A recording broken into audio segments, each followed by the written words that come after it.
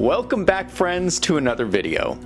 In today's video, we are going to talk about the CFO role and how the role changes based on the organization.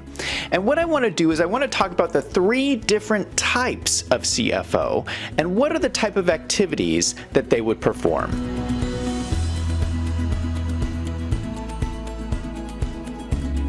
CFOs will tend to fall into three different categories: financial, operational, and compliance. Let's start with financial. You often find this type of CFO in startup organizations. When a business is just starting out, one of their main concerns is raising capital. You need to have a CFO who knows how to raise money, deal with investors, issue debt, or perform an IPO. For these reasons, you're probably going to look for a CFO who has experience in finance. You may want someone who has experience on the resume of working for an investment bank. The next category is operational. This is a CFO with accounting work experience operating businesses. This type of CFO would be helpful during a growth phase in the business. If the business already has raised the money it needs, you would turn your focus on growth, which brings its own unique set of challenges. The problem with having a CFO from an investment bank is they may not have the experience you need in operations. How do you run the day-to-day operations of an accounting department? Since investment bankers are always on the outside of businesses looking in, they do not have the experience of what it's like on the inside. Additionally, most investment bankers are not CPAs, so they may not have the experience you need to set up accounting internal controls.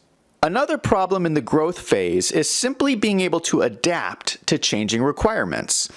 Accounting controls for a smaller organization will need to change as the organization gets larger. Otherwise, your accounting will actually hold your business back. A CFO needs work experience inside a business to be able to identify and know the solutions for those changes. Accounting software is one example. For a small organization, you need software designed for a small number of users. A more complex software will be too cumbersome. However, as an organization grows, you need to switch to the more complex software in order to perform more difficult user management that didn't exist as a smaller business. These changes are very difficult for a CFO to manage, but are necessary if you want your business to continue to grow. The last type of CFO is compliance. This CFO is generally helpful in larger, more mature companies. The bigger your business gets, the more scrutiny your financial reports receive. For that reason, it becomes more important to have a CFO who will be able to pass your audits. You need somebody who will understand all of the compliance issues facing your business. The best type of person for this is to hire someone with experience in auditing from an accounting firm.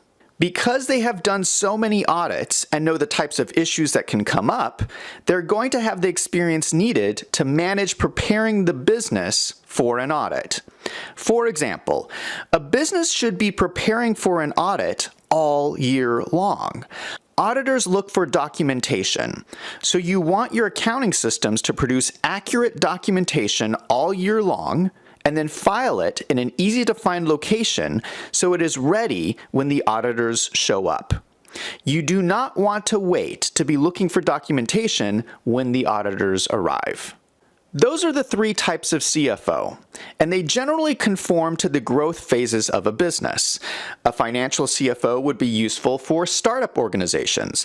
An operational CFO would be helpful in a growing business. A compliance CFO would be helpful in a mature business.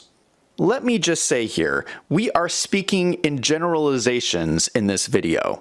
In all honesty, whenever you are a CFO, you will need to wear all three hats. You will have to do all three things, but the emphasis will be different depending on what is going on in the business. From the company's perspective, this is helpful to know what type of experience to look for in someone you are hiring. From the perspective of someone applying to be a CFO, this is helpful to know what in your own experience is going to provide the most benefit to your employer.